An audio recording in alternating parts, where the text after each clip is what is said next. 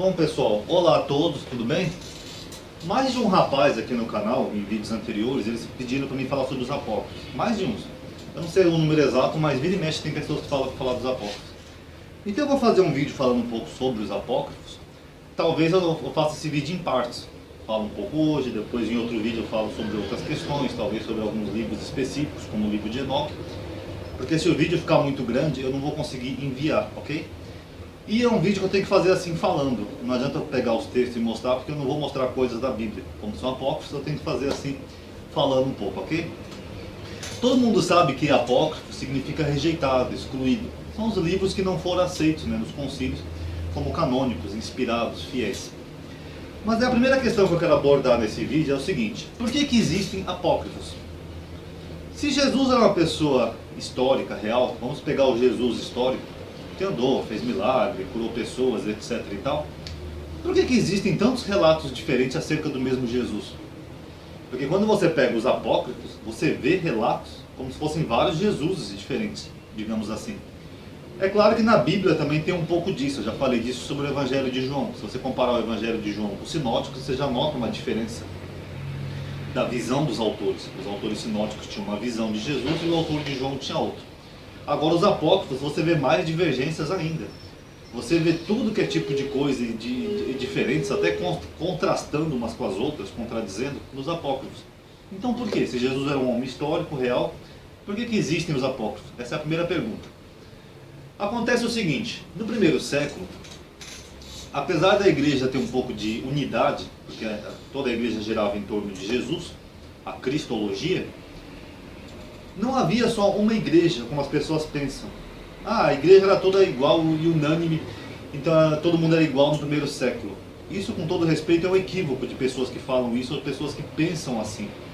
Tanto que você pode ver nas epístolas de Paulo, por exemplo, que ele fala assim: que não haja divisões entre vós, em Coríntios 15. Por que Paulo está dizendo isso? Porque haviam divisões entre eles. Em outra epístola, em outra passagem, Paulo fala assim: tem havido cisões entre vós, irmãos. Uns dizeis, eu sou de Pedro, eu sou de Paulo, eu sou de Apolônio. Ele falou: irmãos, não brigueis, somos todos de Cristo. Porque já na época de Paulo havia essas diferenças. Não, eu sigo o apóstolo Pedro, eu não sigo Paulo, porque eu sou de Pedro. Provavelmente porque Pedro deve ter formado aquela comunidade.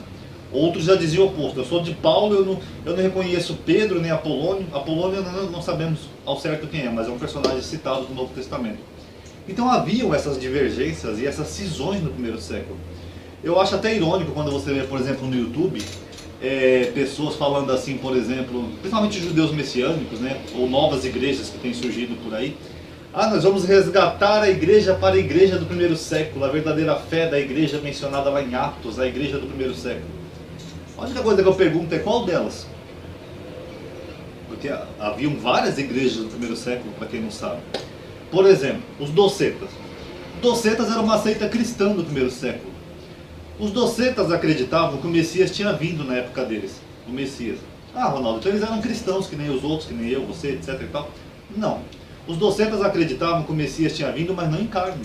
Eles achavam que o Messias não tinha um corpo físico. Era um tipo até de gnosticismo que eles pregavam. Como se o Messias fosse só um espírito. Era como se Jesus fosse um fantasma, digamos assim. Por isso que naquela epístola de João, ele combate os docetas quando ele fala assim: todo aquele que negar que Jesus veio em carne é um mentiroso, não converse com eles, etc e tal. Até o irmão Rubens usou esse versículo aí para não debater com o Sabino. Mas ali o apóstolo João, o autor daquela epístola de João, a gente não sabe nem se é o mesmo apóstolo, ele está combatendo essa seita, porque já era uma seita grande e numerosa que havia no primeiro século. Uma comunidade inteira de pessoas que acreditavam que o Messias tinha vindo, mas acreditavam que ele era só um fantasma, um espírito, uma era, não era um ser físico carnal. E essa seita provavelmente deveria ter os seus escritos. Nós não sabemos se ele tinha conteúdos reais do Jesus histórico ou não, mas eles deveriam, em cima disso, ou baseados na crença deles, eles deveriam ter os seus próprios escritos e ter os seus próprios rolos. No primeiro século tinha os ebionitas. Ebionitas vem da palavra ebion, que significa pobre em hebraico. Era uma seita judaica, mas judaizante, digamos assim. Eles não aceitavam quase nada do que nós temos hoje nos livros da nossa Bíblia, assim, digamos assim, neotestamentária. Eles não consideravam Paulo apóstolo, achavam Paulo um herege, um traidor, um infiltrado na seita cristã. E os ebionitas só tinham um evangelho escrito em hebraico, que era atribuído a Mateus. Tanto que esse evangelho é citado por dois pais da igreja, o evangelho de Mateus em hebraico dos ebionitas. Então a seita ebionita, eles já tinham uma visão diferente de Jesus. Eles achavam que Jesus era o Messias, achavam que Jesus tinha vindo, mas a visão deles era bem mais judaizante de Jesus. Jesus era um homem que veio restaurar a Torá, ele era um homem, um renovo, né, que veio dar vida ao judaísmo, restaurar a lei, a Torá, as ordenanças, mitzvot, etc. e tal. Então você já veria um Jesus bem diferente nos escritos ebionitas, eles deveriam ter os seus escritos também, já bem diferente dos docetas, por exemplo. Só aí você já vê duas visões diferentes da mesma pessoa. João Batista, para quem não sabe, ele tinha seus seguidores, e eram muitos no primeiro século. João Batista, inclusive, ele é mencionado na história secular. A história secular menciona mais João Batista do que Jesus, para quem não sabe. Historiadores do primeiro século mencionaram um profeta da Galileia, que ficava lá no Rio Jordão, batizando as pessoas, e foi morto por Herodes decapitado. Os seguidores de João Batista, segundo os pais da igreja, está na patrística isso, eles falavam que João Batista era o Messias e não Jesus, sendo que eles eram primos, né, segundo o Novo Testamento, etc. e tal, mas eles não reconheciam que Jesus era o Messias. Então, se os seguidores de João Batista tinham os seus escritos, digamos assim, seus evangelhos, suas epístolas, como é normal todo mundo escrever, provavelmente eles só deveriam ter menções a Jesus.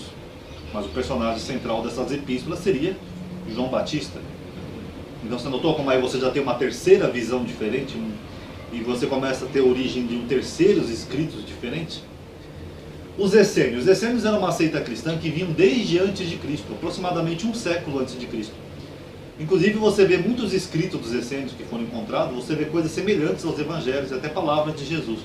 Os essênios pregavam o batismo para a remissão dos pecados, os essênios pregavam a mikvê, né, que era a imersão na água, e os essênios eram uma seita mais apocalíptica, no sentido de acreditar que aquela geração ia chegar ao fim, que seria o juízo final, que Deus ia castigar os pecadores, todo mundo tinha que se arrepender, etc. Então, acredita-se até que João Batista era essênio. Então, nos escritos essênios, você já vai ver um outro tipo de visão acerca de Jesus e acerca dos relatos que supostamente aconteceram ali no primeiro século. Ok? Tinha também no primeiro século cristãos helenizados, cristãos gregos, romanos, cristãos que viviam na parte romanas, né, digamos assim, se convertiam à fé cristã. E é claro que esses cristãos, quando eles escreviam também os seus escritos, as suas visões acerca de Jesus, dos acontecimentos do Evangelho, eles também colocavam a sua influência grego-romana nesses escritos. Então, em escritos mais helênicos ou mais gnósticos, você já vai ver mais influência de demônios, espíritos, anjos, satanás, essas coisas, que isso é uma influência helênica, grega, gnóstica. E além dessas seitas, tinham outras seitas também, que eu não sei todas de cabeça, mas tem até uma tabela, né? Qualquer dia eu vou fazer um vídeo só sobre as seitas do primeiro século. Então, no primeiro século, já tinham muitas divergências, muitas cisões, muitas divisões e muitos pensamentos diferentes. E cada pessoa que ia escrevendo seus relatos, suas epístolas, seus evangelhos, ela ia colocando um pouco da sua visão e da sua crença nos seus escritos. Como os docetas, eles já iam colocando que Jesus era uma transmutação, era só um espírito que vagava, não sei o que, etc. e tal. Então iam surgindo essas coisas. Então, como os escritos do Novo Testamento eles começam a surgir mais a partir do final do primeiro século, começando já o segundo século, já começa a surgir um leque de escritos diferentes, um monte de escritos. É Jesus isso, Jesus aquilo, é um Jesus mais judeu que não gostava dos gentios, mas veio guardar o judaísmo. Não, era um Jesus mais hippie, um Jesus que veio para os gentios e não queria mais saber dos judeus. Então você começa a ver tudo que é visões diferentes acerca do mesmo personagem, Jesus. Tanto que no segundo século, Irineu, o bispo de Lyon, eu até já mencionei isso em outros vídeos, Irineu foi um dos primeiros a fazer a seleção dos evangelhos. Ele fez essa primeira seleção que nós temos aqui de 4 evangelhos. É claro que ele não foi o primeiro a querer fazer uma canonização, uma seleção. Teve Marcião antes dele, por exemplo. Mas o que acontece na história de Irineu? Segundo a história da patrística de Irineu, Irineu começou a perceber que os cristãos estavam sendo martirizados, perseguidos, mortos, que no segundo século ainda havia muita perseguição contra os cristãos. E a fé cristã cada vez aumentava mais e os cristãos eram mais perseguidos. Mas aí Irineu observou algo interessante. Ele observou que os cristãos estavam morrendo e eles mal sabiam por quê. Porque eles não tinham assim um consenso sobre quem era Jesus. Por isso que Irineu de Lyon ele decidiu fazer uma seleção dos evangelhos. Ele começou a pegar os escritos que ele tinha na época, ele entrava em contato com as comunidades cristãs, e ele mesmo começou a selecionar, baseado em alguma regra que ele devia seguir, sei lá, no raciocínio dele, ele começou a selecionar. Não, esse aqui é um rolo de verdade, esse aqui está falando de Jesus. Não, esse aqui não está falando de Jesus. E outra coisa interessante na história de Irineu que nós vemos, é que no primeiro século, se Irineu tinha um monte de evangelhos com a qual ele ia descartando os que ele não considerava autênticos, esse aqui não é autêntico, esse aqui não é autêntico. É porque havia evangelhos diferentes e relatos diferentes acerca do mesmo Jesus. Tem um vídeo no YouTube, acho que é do padre Paulo Ricardo, se não estou enganado, onde ele fala um pouco sobre a história da Bíblia, onde ele fala isso, ele falava o bispo lá, estava lá, aí vinha alguém, apresentava algum evangelho para o bispo lia, analisava, aí o bispo concluía se aquilo era de Jesus ou não era de Jesus. Mas, pegando assim por alto, uma coisa que o padre mostra sem querer nesse vídeo dele, o padre Paulo Ricardo, é que havia muitos relatos diferentes. Porque se tinha um bispo que fazia uma seleção, como o padre fala, ou nós sabemos pela patrística que Irineu de Lyon também fez uma certa seleção, então já no segundo século, ferviam de relatos e relatos, e evangelhos, e epígrafes, e apocalipses, e epístolas, tudo girando em torno da cristologia, da fé de Jesus. É por isso que os apócrifos existem, porque havia divergência assim. Então quando alguém fala assim, nós vamos resgatar a igreja para a igreja do primeiro século, eu pergunto, qual delas? E mesmo Irineu tendo feito essa seleção e outros tendo tentado também fazer seleção, entrar num consenso, essa confusão ainda continuou até o quarto século. Porque quando você chega lá no quarto século, depois do decreto de Diocleciano, que para de perseguir os cristãos, aí vem Constantino e faz o primeiro concílio, você vê que Constantino ele manda chamar os bispos de todo o império, os bispos cristãos. E cada bispo que comparece lá ao concílio, ele já tinha os seus escritos, ele tinha praticamente os seus cânones. Tinha bispos que tinham epístolas de Paulo, tinha bispos que não tinham epístolas de Paulo. Deveriam ter bispos que tinham epístola dos outros apóstolos, que eu falei aqui no meu vídeo sobre canonização. Por que não tem epístola de Tiago, de Barnabé, de Felipe? Eles deveriam ter. Mas aí eles fizeram um concílio para tentar entrar num consenso, até porque estava muito fragmentado já a igreja. Já havia o conflito com as outras religiões romanas, que a história secular fala que havia muitos conflitos entre os cristãos e os helênicos lá de Roma. Então o Constantino achou que era necessário eles terem uma unidade, um consenso, porque havia muitos escritos e muitas coisas diferentes. E aquilo que não era aprovado nos concílios, eles simplesmente descartavam. Isso tudo que era rejeitado é o que nós temos hoje, que nós chamamos de apócrifos. Alguns foram esses que foram encontrados em Nag Hammadi, outros foram encontrados em Quirã, e deveriam ter outros que até hoje não foram encontrados ainda. É claro, se na história do concílio cada bispo tinha um monte de escrito, então você imagina quanto escrito não foi perdido por aí. Esses que foram encontrados, vai saber até como eles se salvaram, vai saber se eram os mesmos. Eles podem nem ser os mesmos que foram os escritos apresentados nos concílios. Mas de qualquer forma, esses apócrifos que foram encontrados, eles mostram um relato de uma época. Eles é praticamente uma fotografia de uma época, onde mostra que haviam várias visões diferentes. Você vai ver no Evangelho Jesus pegando Satanás, amarrando na corrente, pisando no pescoço dele e mandando ele contar para o apóstolo tudo que ele faz com a humanidade. Você vai ver no outro Evangelho Jesus rindo, falando que Deus tem um Deus. Você vai ver no outro Evangelho Jesus e Maria Madalena, porque ela brigava com Pedro, porque ele amava ela mais que os outros, etc. Então você vai ver tudo que é tipo de coisa nos Evangelhos apócrifos. Agora, o que pode ser considerado ou não dos apócrifos? Só para finalizar esse vídeo. O Dr. Severino Celestino, que é um grande teólogo, ele falou uma vez a seguinte frase. Ele falou que a Bíblia é uma rocha quebrada pelo martelo da interpretação. Porque cada um interpreta a Bíblia de um jeito. O católico, o evangélico, o espírita, o adventista, o testemunha de Jeová. É uma rocha quebrada pelo martelo da interpretação. Mas mesmo quebrada, ela nunca perde toda a sua essência. Ela sempre tem um pouquinho da sua essência. Você pode ver que todas as religiões, por mais que elas tenham divergências teológicas, todas elas têm a mesma fé. São todas cristãs. Não é verdade? Esse critério que o Dr. Severino fala é o mesmo critério que eu aplico nos apócrifos. Os apócrifos é a história de Jesus quebrada e fragmentada de acordo com o entendimento de cada comunidade cristã. Os docetas diziam uma coisa, os ebionitas diziam outra, os essênios diziam outra, e assim por diante. Os gnósticos já diziam outra, mas ela sempre vai ter um pouquinho da essência, que seria o Jesus histórico, o personagem real que existiu. Então, cada evangelho que você pegar, apócrifo, epístola, seja lá o que for, você tem que buscar a essência. Isso não vale só para os apócrifos, com todo respeito, vale também para a Bíblia. Quando você pega passagens que contradizem, que eu já falei aqui, por exemplo, você pegar o começo de Mateus e Lucas, você vai ver diferenças enormes na história de Mateus e Lucas. Se você pegar o Evangelho de João e comparar com os sinóticos, Você vai ver muitas contradições.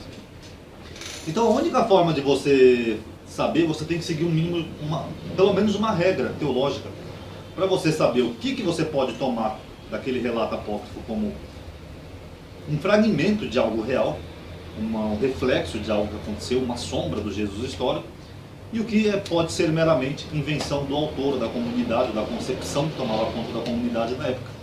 A regra que eu uso é a regra da harmonia, da harmonização. Eu já falei em vídeos meus de teologia, em outros vídeos anteriores, que existe uma regra teológica que fala que um livro considerado inspirado por Deus, ele não pode contradizer outro livro inspirado por Deus. Não tem como. Se dois autores inspirados por Deus falaram coisas diferentes, é claro que um dos dois não foi inspirado por Deus. Então você tem que seguir esse tipo de regra para você saber o que é inspirado e o que não é inspirado. Então nos evangelhos apócrifos eu sigo esse tipo de regra. Por exemplo, o evangelho de Tiago, chamado proto-evangelho de Tiago, ou evangelho da natividade, alguns chamam também de evangelho de Maria. Eu já mencionei ele aqui no meu vídeo chamado Os Irmãos de Jesus. Se você pegar esse evangelho que eu estou citando aqui como exemplo hipotético, você vai ver, por exemplo, coisas que coincidem com os evangelhos sinóticos. Ele narra uma introdução que é parecida com a introdução que Lucas faz, falando de Maria, de Isabel, do sacerdote Zacarias. Então isso tem um mínimo de harmonia. Tem harmonia com a história secular, tem harmonia com a fontes judaicas. Então você fala, não, isso aqui o autor não pode ter inventado. Porque se outras fontes diferentes falaram o mesmo, inclusive fontes inspiradas, né, da própria Bíblia, é porque isso aqui ele falou é verdade. Agora, as partes que não têm harmonia ou que não têm outras fontes, aí pode ser simplesmente a visão do autor, até o Sabino fala muito isso, né, a visão do autor, ou reflexo da comunidade a qual ele pertencia.